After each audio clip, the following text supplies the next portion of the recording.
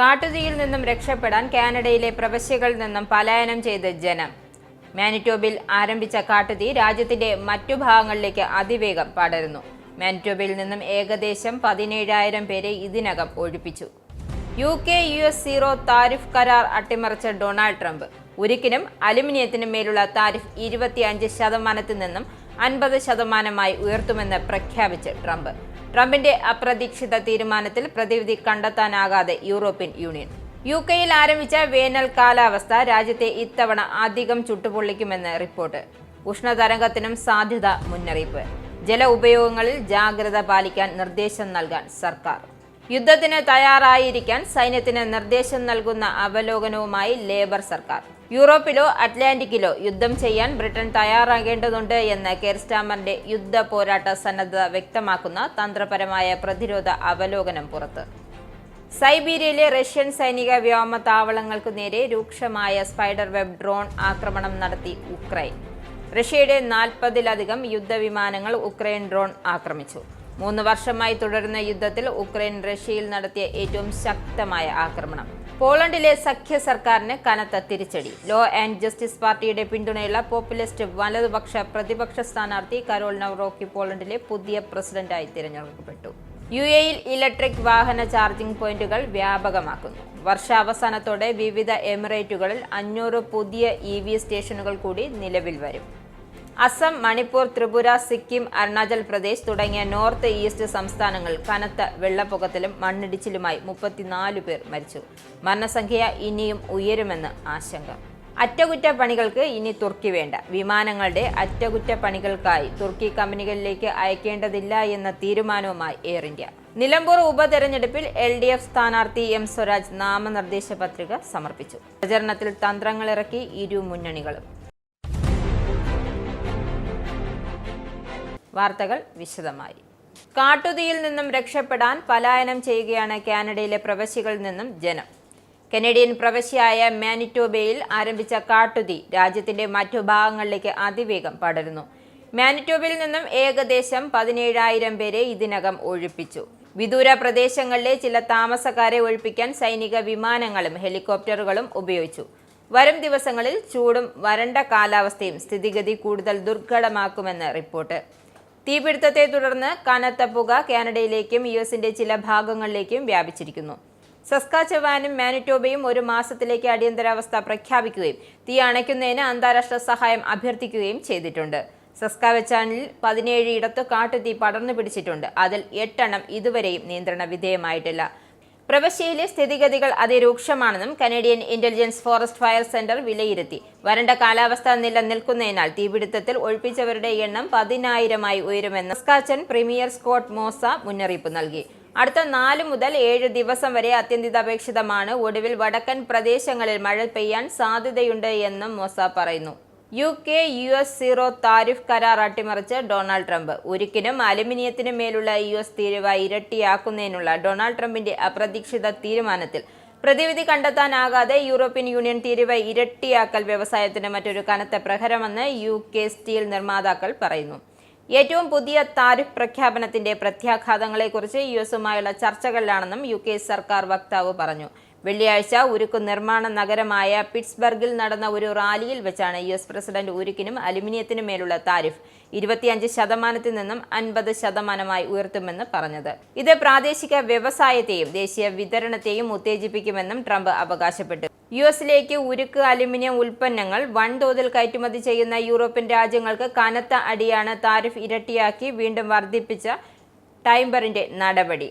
തീരുവകൾ സംബന്ധിച്ച ട്രംപിന്റെ ഏറ്റവും പുതിയ നീക്കം ഒരു കരാറിലെത്തുവാനുള്ള നിലവിലുള്ള ശ്രമങ്ങളെ ദുർബലപ്പെടുത്തുന്നു എന്നും പ്രതിരോധ നടപടികൾ ഉണ്ടാകുമെന്നും യൂറോപ്യൻ കമ്മീഷൻ മുന്നറിയിപ്പ് നൽകി. തീരുവ ഇരട്ടിയാക്കൽ വ്യവസായത്തിന് മറ്റൊരു കനത്ത പ്രഹരമെന്ന് UK സ്റ്റീൽ നിർമ്മാതാക്കൾ പറയുന്നു. ഏറ്റവും പുതിയ താരിഫ് പ്രഖ്യാപനത്തിന്റെ പ്രത്യാഘാതങ്ങളെക്കുറിച്ച് US-ഉമായി ചർച്ചകളിലാണെന്നും UK സർക്കാർ വക്താവ് പറഞ്ഞു. സ്റ്റീൽ, അലുമിനിയം എന്നിവയ്ക്കുള്ള UK-യുടെ സീറോ താരിഫ് കരാറിനെ കുറിച്ച് ഇതോടെ ആശങ്കകൾ ഉയർന്നു. US ഭരണകൂടം സീറോ താരിഫ് കരാറിന് സമ്മതിച്ചിട്ടുണ്ടെങ്കിലും ഇതുവരെയും ഒപ്പുവെച്ചിട്ടില്ല. UK-യിൽ ആരംഭിച്ച വേനൽ കാലാവസ്ഥ രാജ്യത്തെ ഇത്തവണ അധികം ചുട്ടുപൊള്ളിക്കുമെന്നാണ് റിപ്പോർട്ടുകൾ. ഇത്തവണ ജനജീവിതം ദുസ്സഹമാക്കിക്കൊണ്ട് ഉഷ്ണതരംഗത്തിന് സാധ്യതയുണ്ടെന്നാണ് മെറ്റ്ഫീസിന്റെ മുന്നറിയിപ്പ്. ഇതോടെ ജല ഉപയോഗങ്ങളിൽ ജാഗ്രത പാലിക്കാൻ സർക്കാരിന്റെ നിർദ്ദേശം ഉടനെ ഉണ്ടാകും. 2024 ഈ വേനൽക്കാലത്ത് ഇരട്ടി ചൂടുണ്ടാകുമെന്നാണ് പ്രവചനം. മെറ്റ് ഓഫീസിന് പുറമെ വിവിധ ഏജൻസികളിൽ നിന്നും ചൂടുള്ള കാലാവസ്ഥയുണ്ടാകുമെന്ന മുന്നറിയിപ്പും വന്നിട്ടുണ്ട്. വൻതോതിലുള്ള ജനസംഖ്യാ വർധനവ്, തകരുന്ന ഇൻഫ്രാസ്ട്രക്ചർ, കാലാവസ്ഥാ സമ്മർദ്ദങ്ങൾ എന്നിവ ചേർന്ന് യുകെയിലെ ജലലഭ്യത കുറഞ്ഞിരിക്കുകയാണ്. ബ്രിട്ടൻ കുടിവെള്ളം കിട്ടാത്ത അവസ്ഥയിലേക്ക് നീങ്ങുകയാണ് എന്നാണ് ജലമന്ത്രി എമ്മ ഗാർഡി പറഞ്ഞത്. മുൻ കൺസർവേറ്റീവ് സർക്കാർ ഈ മേഖലയിൽ കാര്യമായി ശ്രദ്ധിക്കാത്തതാണ് കാരണമെന്നും അവർ കുറ്റപ്പെടുത്തുന്നു. ഈ പ്രതിസന്ധി മൂലം അടുത്ത ദശകത്തിന്റെ മധ്യത്തിൽ കുടിവെള്ള വിതരണം കൂടുതൽ ബുദ്ധിമുട്ടിലാകുമെന്നും ഗാർഡി വ്യക്തമാക്കി. യുദ്ധത്തിന് തയ്യാറായിരിക്കാൻ സൈന്യത്തിന് നിർദ്ദേശം നൽകുന്ന അവലോകനവുമായി ലേബർ സർക്കാർ. യൂറോപ്പിലോ അറ്റ്ലാന്റിക്കിലോ യുദ്ധം ചെയ്യാൻ ബ്രിട്ടൻ തയ്യാറാകേണ്ടതുണ്ട് എന്ന യുദ്ധ പോരാട്ട സന്നദ്ധത വ്യക്തമാക്കുന്ന തന്ത്രപരമായ പ്രതിരോധ അവലോകനം പ്രസിദ്ധീകരിക്കാൻ ഒരുങ്ങുകയാണ് ലേബർ സർക്കാർ. 130 പേജുള്ള രേഖ യൂറോപ്പിലെ റഷ്യൻ ആക്രമണം തടയാൻ യുദ്ധ പോരാട്ട സന്നദ്ധതയിലേക്ക് നീങ്ങാനും ആയുധങ്ങളുടെയും സഹായ ഉപകരണങ്ങളുടെയും ശേഖരം വർദ്ധിപ്പിക്കുവാനും ആവശ്യപ്പെടും. എന്നിരുന്നാലും ഭീഷണിയെ നേരിടാൻ സായുധ സേനയുടെ വലിപ്പത്തിൽ ഉടനടി വർധനവ് അവലോകനം ആവശ്യപ്പെടുമെന്നും സൂചനയില്ല. വർദ്ധിച്ചു വരുന്ന അസ്ഥിരതയിൽ UK വെല്ലുവിളിയെ നേരിടുമെന്നും നമ്മുടെ സായുധ സേനയ്ക്ക് ആവശ്യമായ ഉപകരണങ്ങൾ ഉണ്ടെന്നും ഉറപ്പാക്കണമെന്ന ലക്ഷ്യത്തോടെയാണ് പ്രധാനമന്ത്രി കെയർ സ്റ്റാമർ അവലോകനം പുറത്തുവിടുക. ഗാസയിൽ ഇസ്രയേൽ നടത്തിയ ആക്രമണത്തിൽ മാസങ്ങളോളം മൗനം പാലിച്ച് യൂറോപ്പ് ഒടുവിൽ പ്രതികരിക്കാൻ തുടങ്ങിയെന്നാണ് സൂചനകൾ. ഇസ്രായേലിനു നേരെ യൂറോപ്യൻ യൂണിയൻ നിലവിലെ വ്യാപാര കരാറുകൾ റദ്ദാക്കുന്നതടക്കം കടുത്ത ഉപരോധം ഏർപ്പെടുത്തിയേക്കുമെന്ന സൂചനയും ശക്തമായി.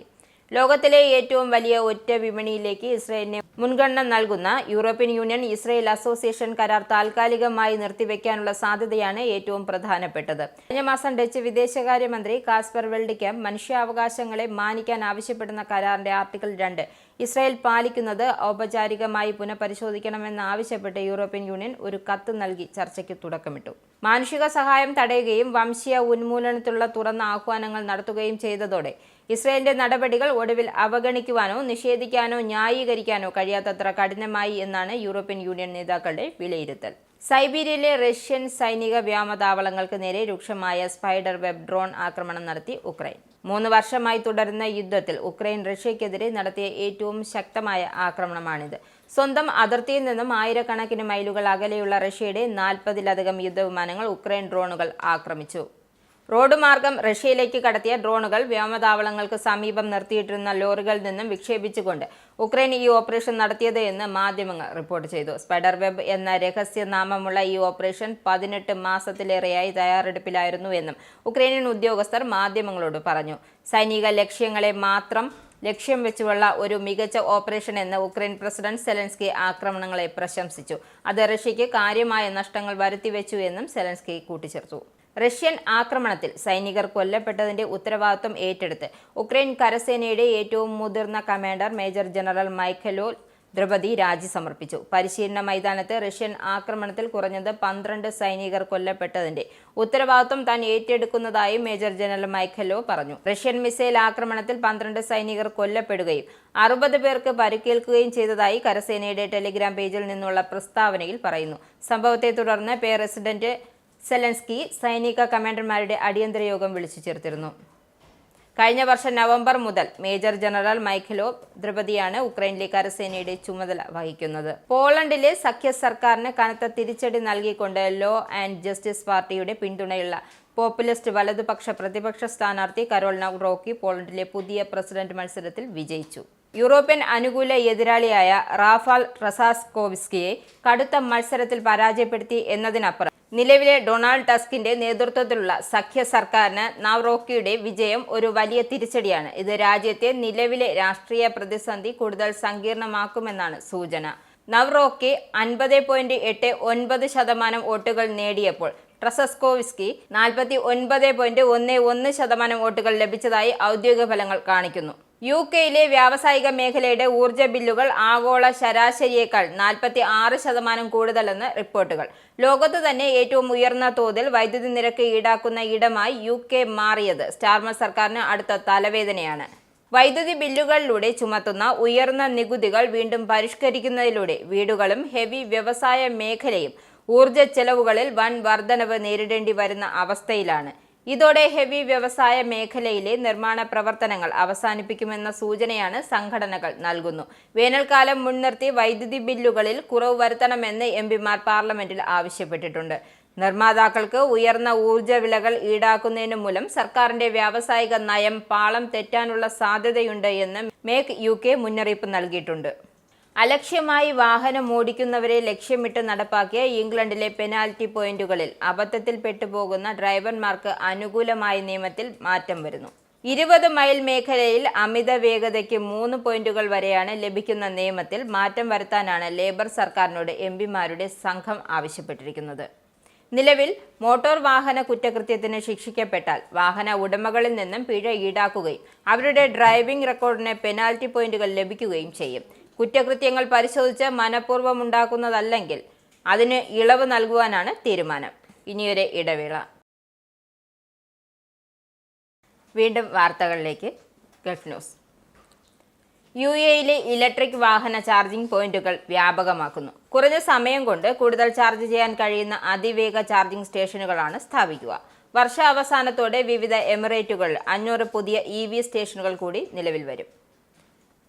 2050-നകം 50% കാറുകളും ഇലക്ട്രിക് വാഹനങ്ങളാക്കി മാറ്റാൻ ലക്ഷ്യമിടുന്നതിന്റെ ഭാഗമായാണിത്.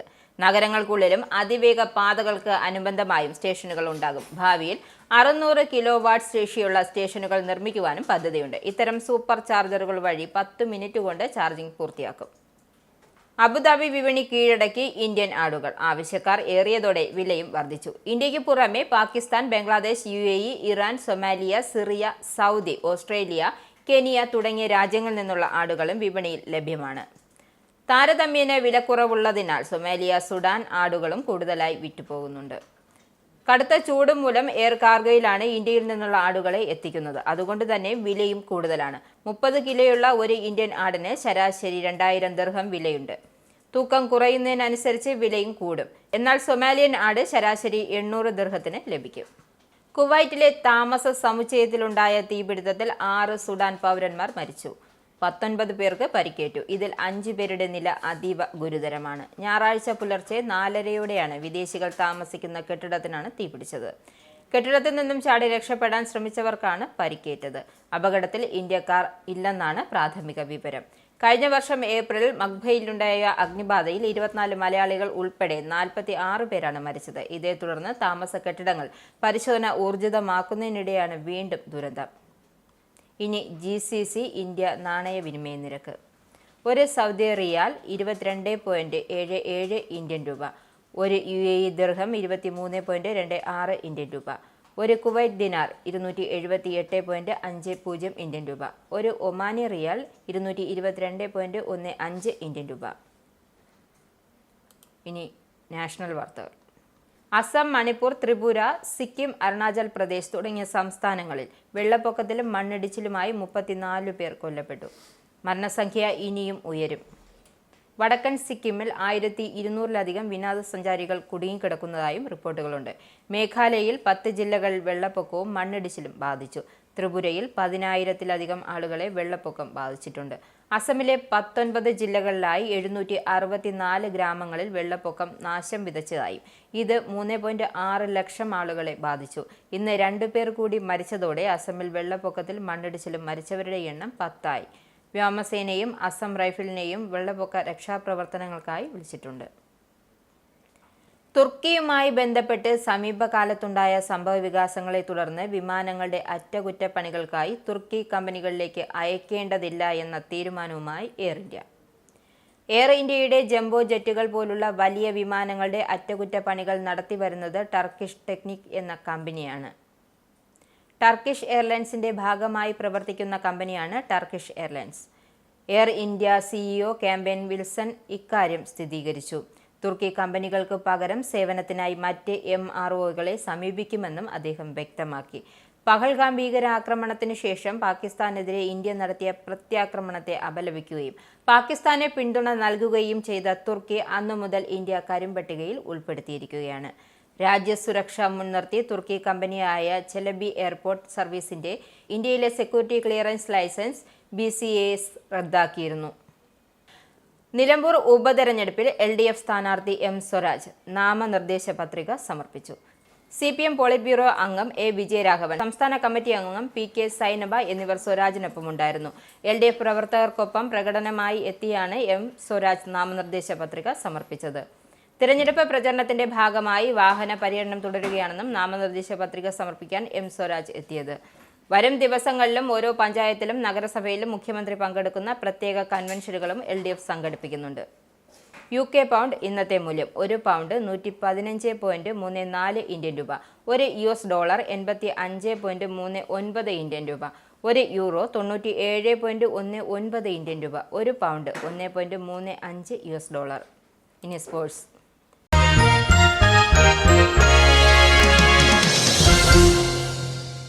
IPLിലെ രണ്ടാം ക്വാളിഫയർ മുംബൈ ഇന്ത്യൻസിനെ തകർത്ത് പഞ്ചാബ് കിങ്സ് ഫൈനലിൽ 5 വിക്കറ്റിനാണ് പഞ്ചാബ് മുംബൈയെ പരാജയപ്പെടുത്തിയത്. മുംബൈ ഉയർത്തിയ 204 റൺസിന്റെ വിജയലക്ഷ്യം ഒരു ഓവർ ശേഷിക്കെ പഞ്ചാബ് മറികടന്നു. 5 വിക്കറ്റ് നഷ്ടത്തിൽ 207 റൺസാണ് പഞ്ചാബ് നേടിയത്. ചൊവ്വാഴ്ച നടക്കുന്ന ഫൈനലിൽ റോയൽ ചലഞ്ചേഴ്സ് ബംഗളൂരുവിനാണ് പഞ്ചാബിന്റെ എതിരാളികൾ.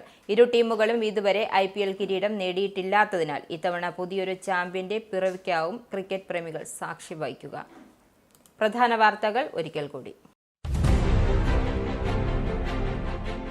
കാട്ടുതീയിൽ നിന്നും രക്ഷപ്പെടാൻ കാനഡയിലെ പ്രവശ്യകളിൽ നിന്നും പലായനം ചെയ്ത് ജനം.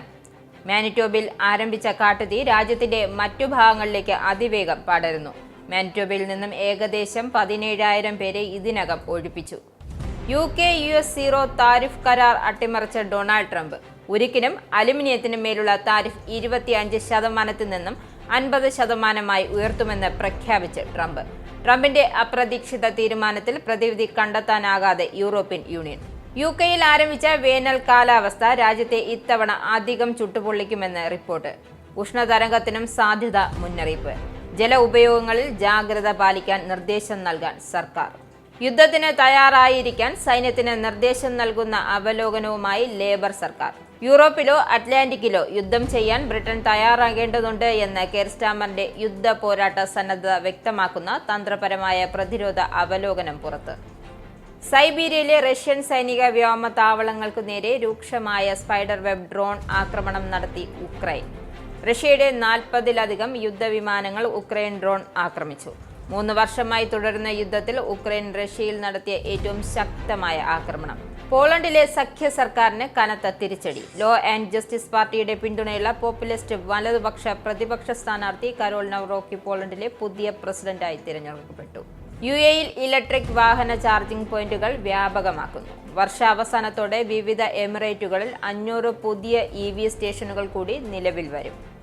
അസം, മണിപ്പൂർ, ത്രിപുര, സിക്കിം, അരുണാചൽ പ്രദേശ് തുടങ്ങിയ നോർത്ത് ഈസ്റ്റ് സംസ്ഥാനങ്ങൾ കനത്ത വെള്ളപ്പൊക്കത്തിലും മണ്ണിടിച്ചിലുമായി 34 പേർ മരിച്ചു.